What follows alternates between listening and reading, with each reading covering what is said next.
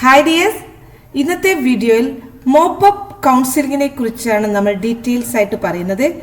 Engineering വിദ്യാർത്ഥികളുടെയും medical വിദ്യാർത്ഥികളുടെയും mop-up rounds എന്താണെന്ന് നമുക്ക് നോക്കാം. അപ്പോൾ ഒരുപാട് സംശയങ്ങൾ കുട്ടികൾക്കുണ്ട്. എന്താണ് മോപ്പപ്പ് റൗണ്ട്? ആർക്കൊക്കെ മോപ്പപ്പ് റൗണ്ടിൽ പങ്കെടുക്കാം? അടച്ച ഫീസ് തിരിച്ചു കിട്ടുമോ മോപ്പപ്പ് റൗണ്ടിലേക്ക് നമ്മൾ പോകുമ്പോൾ? അഡ്മിഷൻ എടുത്ത വിദ്യാർത്ഥികൾക്ക് മോപ്പപ്പ് റൗണ്ടിൽ പങ്കെടുക്കാൻ പറ്റുമോ? ഫീസ് അടച്ചു കഴിഞ്ഞത് മോപ്പപ്പ് റൗണ്ടിൽ പങ്കെടുക്കുമ്പോൾ നഷ്ടപ്പെടുമോ? അതുപോലെ തന്നെ തീരെ റൗണ്ടുകളിലൊന്നും പങ്കെടുക്കാത്ത കുട്ടികൾക്ക് മോപ്പപ്പിൽ പങ്കെടുക്കാൻ പറ്റുമോ എന്നീ സംശയങ്ങൾ, ഒരുപാട് സംശയങ്ങൾ അവിടെ ഉണ്ട്. അപ്പൊ അതെന്താണ് നമുക്ക് വിശദമായി നോക്കാം. ലേറ്റസ്റ്റ് അപ്ഡേറ്റ്സുകൾക്ക് വേണ്ടി നിങ്ങൾ ഈ ചാനൽ സബ്സ്ക്രൈബ് ചെയ്യുക, ഒപ്പം തന്നെ ബെല്ലൈക്കണും പ്രസ് ചെയ്യുക. നമ്മളിടുന്ന അപ്ഡേറ്റ്സുകൾ നിങ്ങൾക്ക് ലഭിക്കുന്നതായിരിക്കും. എഞ്ചിനീയറിംഗ് വിദ്യാർത്ഥികൾക്ക് 1ാം റൗണ്ടും 2ാം റൗണ്ടും 3ാം റൗണ്ടും അവസാനിച്ച ശേഷം ഒഴിവരുന്ന സീറ്റുകളിലേക്ക് ആണ് മോപ്പപ്പ് കൗൺസിലിംഗ് നടത്താറുള്ളത്. അപ്പൊ അതിന്റെ ഒഴിവരുന്ന സീറ്റുകളുടെ കോളേജുകളുടെ ലിസ്റ്റും കോഴ്സുകളുടെ ലിസ്റ്റും വെബ്സൈറ്റിൽ പ്രസിദ്ധപ്പെടുത്തുന്നതായിരിക്കും. അതനുസരിച്ച് വിദ്യാർത്ഥികൾക്ക് അപേക്ഷിക്കാവുന്നതാണ്. ഇനി ഓരോ മോപ്പപ്പ് കൗൺസിലിനെ കുറിച്ചും അതാത് സമയങ്ങളിലാണ് വിശദമായ വിജ്ഞാപനം ഇറക്കാറുള്ളത്.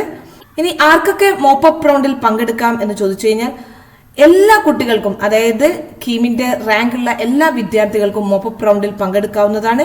ഇനിയുള്ള സംശയം എന്ന് ചോദിച്ചു കഴിഞ്ഞാൽ, ഇപ്പൊ നമ്മുടെ 3ാം ഘട്ട അലോട്ട്മെന്റിൽ ഗവൺമെന്റ് കോളേജുകളിൽ അഡ്മിഷൻ കിട്ടിയ വിദ്യാർത്ഥിയാണെങ്കിൽ അവർക്ക് ഇഷ്ടപ്പെട്ട കോഴ്സ് അല്ല കിട്ടിയിരിക്കുന്നത്, അല്ലെങ്കിൽ ഇഷ്ടപ്പെട്ട കോളേജ് അല്ല കിട്ടിയിരിക്കുന്നതെങ്കിൽ ആ വിദ്യാർത്ഥിക്ക് മോപ്പപ്പ് റൗണ്ടിൽ ഗവൺമെന്റ് കോളേജുകളിൽ അപേക്ഷിക്കാവുന്നതാണ്. അവിടെ ഏതെങ്കിലും അവർക്ക് ഇഷ്ടപ്പെട്ട കോഴ്സോ സീറ്റോ ആണോ ഉള്ളതെങ്കിൽ അവർക്ക് മോപ്പപ്പ് റൗണ്ടിൽ അപേക്ഷിക്കാവുന്നതാണ്. അപ്പൊ അതിന്റെ ബാക്കി തുക, അതിന്റെ ഫീസ് ഘടന എന്ന് പറഞ്ഞാൽ നമ്മൾ സിഇയിലേക്ക് അടച്ച, അല്ലെങ്കിൽ നിങ്ങൾ ഫീസായി അടച്ചതിന്റെ ബാക്കി തുക ഗവൺമെന്റിൽ അടച്ചാൽ മതി. വിദ്യാർത്ഥികൾ അപേക്ഷിക്കുന്ന സമയത്ത് നമുക്ക് ഏതൊക്കെ കോഴ്സുകളാണ് ആഗ്രഹമെങ്കിൽ അതിലേക്കൊക്കെ തന്നെ നമുക്ക് അലോട്ട്മെന്റ് കൊടുക്കാവുന്ന ഓപ്ഷൻസുകൾ കൊടുക്കാവുന്നതാണ്. കാരണം എന്തെന്ന് വെച്ചാൽ ഈ വെബ്സൈറ്റിൽ പ്രസിദ്ധീകരിക്കുന്ന ഒഴിവുകൾ എന്ന് പറഞ്ഞാൽ ഇപ്പോൾ ഉള്ളതാണ്. അപ്പൊ ഒരു കുട്ടി ഇപ്പോൾ ഒരു കമ്പ്യൂട്ടർ സയൻസിന് TKM ഒരു കുട്ടിക്ക് കിട്ടി, ആ കുട്ടി വേറൊരു കോളേജിലാണ് കമ്പ്യൂട്ടർ സയൻസ് ആവശ്യമെങ്കിൽ TKM ഒഴിവ് അവിടെ ആദ്യം വന്നിട്ടുണ്ടാവില്ല. അപ്പൊ നമ്മൾ അപേക്ഷിക്കുന്ന സമയത്ത് എവിടേക്കാണ് വേക്കൻസികൾ മാത്രം നോക്കിയാൽ പോലെ നമ്മൾ ആഗ്രഹിക്കുന്ന കോഴ്സുകളും കോളേജുകളും ഒക്കെ തന്നെ മോപ്പപ്പ് റൗണ്ടിലെ ഓപ്ഷൻസിൽ കൊടുക്കാവുന്നതാണ്.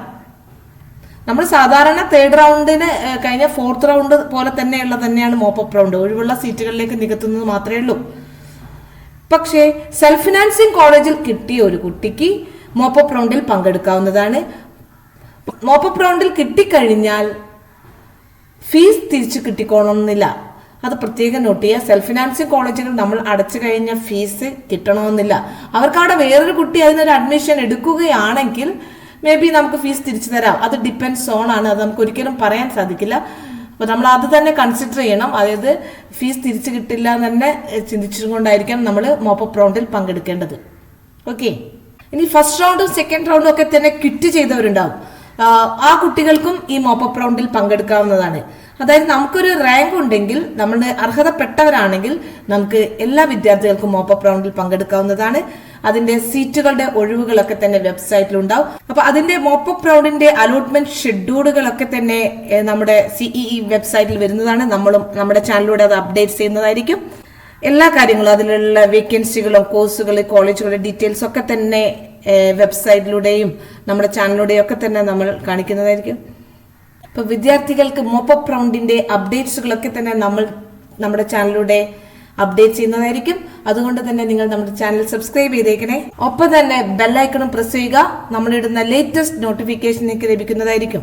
ഇപ്പൊ മോപ്പപ്പ് റൗണ്ടിൽ അലോട്ട്മെന്റ് ലഭിക്കുന്ന വിദ്യാർത്ഥികൾക്ക് അലോട്ട്മെന്റ് മെമ്മോയിൽ രേഖപ്പെടുത്തിയിട്ടുള്ളതും പ്രവേശന പരീക്ഷാ കമ്മീഷണർക്ക് ഒടുക്കേണ്ടതുമായ ഫീസ് അല്ലെങ്കിൽ ബാക്കി തുക കേരളത്തിലെ ഏതെങ്കിലും ഹെഡ് പോസ്റ്റ് ഓഫീസ് മുഖാന്തരമോ ഓൺലൈൻ പേയ്മെന്റ് മുഖേനയോ ഒടുക്കേണ്ടതാണ്.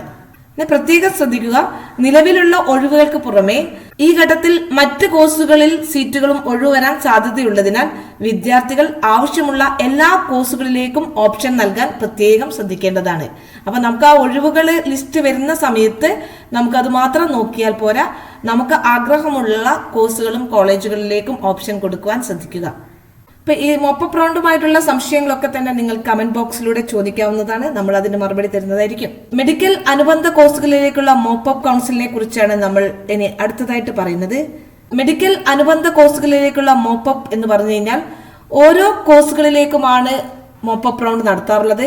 MBBS ആണെങ്കിൽ MBBS കോഴ്സിലേക്കുള്ള മോപ്പപ്പ് കൗൺസിലിംഗ്, BDS ആണെങ്കിൽ BDS കോഴ്സിലേക്കുള്ള മോപ്പപ്പ് കൗൺസിലിംഗ്, അഗ്രികൾച്ചർ ആണെങ്കിൽ അഗ്രികൾച്ചർ കോഴ്സിലേക്കുള്ള മോപ്പപ്പ് കൗൺസിലിംഗ്. ഈ രീതിയിലാണ് അലോട്ട്മെന്റ് നടത്താറുള്ളത്. അതായത് 1ാം ഘട്ടവും 2ാം ഘട്ടവും നടത്തിയതിനു ശേഷം ബാക്കി വരുന്ന ഒഴിവുള്ള സീറ്റുകളിലേക്കാണ് മോപ്പപ്പ് കൗൺസിലിംഗ് നടത്താറുള്ളത്. കഴിഞ്ഞ വർഷമൊക്കെ സാധാരണ MBBSന്റെ നടന്നിരുന്നത് തിരുവനന്തപുരം കാര്യവട്ടം സ്പോർട്സ് ഹബിലെ ട്രാവൻകൂർ ഇന്റർനാഷണൽ കൺവെൻഷൻ സെന്ററിൽ വെച്ചായിരുന്നു. ഒരു ടൈം വെക്കും, എന്നിട്ട് അവിടേക്ക് എല്ലാ വിദ്യാർത്ഥികളോട് മെഡിക്കൽ റാങ്കിൽ ഉൾപ്പെട്ട വിദ്യാർത്ഥികളോട് കൗൺസിലിങ്ങിന് എത്തുവാൻ വേണ്ടിയിട്ട് പറഞ്ഞിരിക്കുന്നതാണ്. അങ്ങനെ ഒരു പ്ലേസ് വെച്ചിട്ട് അവിടേക്ക് വിദ്യാർത്ഥികൾ എത്തുകയാണ് ചെയ്യുന്നത്. റാങ്ക് ലിസ്റ്റ് പ്രകാരം ഒരു റാങ്ക് ലിസ്റ്റ് ഇത്ര മുതൽ ഇത്ര വരെയുള്ള റാങ്ക് ലിസ്റ്റ് ഉള്ളവർക്ക് പങ്കെടുക്കാമെന്നുള്ള ഒരു മെമ്മോയും ആദ്യം തന്നെ നമ്മുടെ വെബ്സൈറ്റിലൂടെ ലഭ്യമായിരിക്കും. അപ്പൊ അതിനനുസരിച്ചിട്ടാണ് വിദ്യാർത്ഥികളും രക്ഷിതാക്കളും അവരുടെ ഒറിജിനൽ ഡോക്യുമെന്റ്സുമായിട്ട് ഹാജരാക്കേണ്ടത്. ഈ ഒരു രീതിയാണ് MBBS കോഴ്സിലേക്കുള്ളത്. പക്ഷെ ഈ വർഷം നമ്മുടെ കോവിഡിന്റെ പശ്ചാത്തലം ആയതുകൊണ്ട് തന്നെ ഇങ്ങനെ ഒരു തുറന്ന സ്ഥലത്തേക്ക് എത്രത്തോളം എല്ലാ കുട്ടികളെയും ഒരുമിച്ച് വരുത്തി മോപ്പപ്പ് റൗണ്ടുകൾ നടത്താൻ സാധിക്കുമെന്ന് നമുക്കറിയില്ല. പക്ഷേ ഗവൺമെന്റ് ഓർഡർ വരുന്നതായിരിക്കും ഏത് രീതിയിൽ നടത്തണം എന്നീ കാര്യങ്ങളൊക്കെ നമ്മൾ ആ സമയത്ത് അത് അപ്ഡേറ്റ് ചെയ്യുന്നതായിരിക്കും. ഇനി മോപ്പപ്പ് കൗൺസിലിങ്ങിനെ കുറിച്ചുള്ള പ്രധാനപ്പെട്ട മാർഗനിർദ്ദേശങ്ങളുണ്ട്, ശ്രദ്ധിക്കുക. ഒരു സർക്കാർ മെഡിക്കൽ കോളേജിൽ MBBS കോഴ്സിന് പ്രവേശനം നേടിയിരിക്കുന്ന വിദ്യാർത്ഥികൾക്ക് മറ്റൊരു സർക്കാർ മെഡിക്കൽ കോളേജിലേക്ക് മാറ്റം അനുവദിക്കുന്നതല്ല. അതുപോലെ തന്നെ ഒരു സ്വാശ്രയ മെഡിക്കൽ കോളേജിൽ MBBS കോഴ്സിന് പ്രവേശനം നേടിയിരിക്കുന്ന വിദ്യാർത്ഥികൾക്ക് മറ്റൊരു സ്വാശ്രയ മെഡിക്കൽ കോളേജിലേക്ക് മാറ്റം അനുവദിക്കുന്നതല്ല. ഒരു പ്രൈവറ്റ് സെൽഫ് ഫിനാൻസിംഗ് കോളേജിലാണ് നിങ്ങൾ MBBS കിട്ടിയിരിക്കുന്നതെങ്കിൽ വേറൊരു പ്രൈവറ്റ് സെൽഫ് ഫിനാൻസിംഗ് കോളേജിലേക്ക് അനുവദിക്കുന്നതല്ല. നേരെ തിരിച്ച് നിങ്ങളൊരു സെൽഫ് ഫിനാൻസിംഗ് കോളേജിൽ അഡ്മിഷൻ ലഭിച്ചവർക്ക് ഗവൺമെന്റ് മെഡിക്കൽ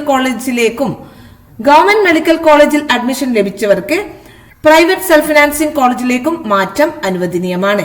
അതുപോലെ തന്നെ ഒരു പ്രൈവറ്റ് സെൽഫ് ഫിനാൻസിംഗ് കോളേജിലെ NRI സീറ്റിൽ നിന്നും അതേ കോളേജിലെയോ മറ്റ് സ്വാശ്രയ കോളേജിലെയോ ഗവൺമെന്റ് കമ്മ്യൂണിറ്റി സീറ്റിലേക്കും മാറ്റം അനുവദനീയമാണ്. ഇപ്പൊ വിദ്യാർത്ഥികൾ പ്രത്യേകം ശ്രദ്ധിക്കുക, ഗവൺമെന്റ് ടു ഗവൺമെന്റിലേക്ക് നമുക്ക് ഒരിക്കലും ട്രാൻസ്ഫർ കിട്ടില്ല, മോപ്പപ്പ് കൗൺസിലിൽ പങ്കെടുക്കാൻ പറ്റില്ല. അതുപോലെ തന്നെ ഒരു സ്വാശ്രയ കോളേജിൽ ടു വേറൊരു സ്വാശ്രയ കോളേജിലേക്ക് കൗൺസിലിൽ പങ്കെടുക്കാൻ പറ്റില്ല. നമുക്ക് എവിടെയാണോ ഗവൺമെന്റ് അവിടെ നമ്മൾ സാറ്റിസ്ഫൈഡ് ആയിരിക്കണം. പക്ഷേ നേരെ തിരിച്ചിട്ടുള്ള എല്ലാ കാര്യങ്ങളും നമുക്ക് അനുവദനീയമാണ്. ഗവൺമെന്റ് ടു സ്വാശ്രയ കോളേജിലേക്ക് പോവാം, സ്വാശ്രയ കോളേജിൽ നിന്നും ഗവൺമെന്റിലേക്ക് പോവാം. ഈ രീതിയിലുള്ള മാറ്റങ്ങൾ അനുവദനീയമാണ്.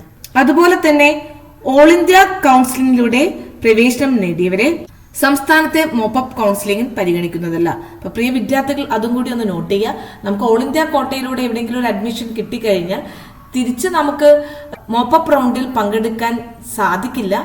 പിന്നെ അതിനെക്കുറിച്ചുള്ള ഫീസ് സംബന്ധിച്ച വിവരങ്ങളൊക്കെ തന്നെ അതത് സമയത്ത് നമുക്ക് അപ്ഡേറ്റ്സുകൾ ഉണ്ടാവുന്നതായിരിക്കും.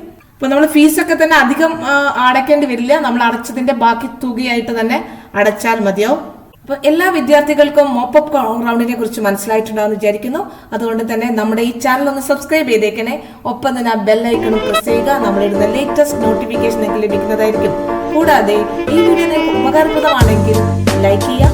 ലൈക്ക് നമുക്ക് വളരെ വളരെ സന്തോഷം ഉണ്ടാക്കുന്നതാണ്, നമ്മളെ മോട്ടിവേറ്റ് ചെയ്യുന്നതാണ്. അതുകൊണ്ട് തന്നെ ഈ വീഡിയോ ലൈക്ക് ചെയ്യാൻ മറക്കല്ലേ.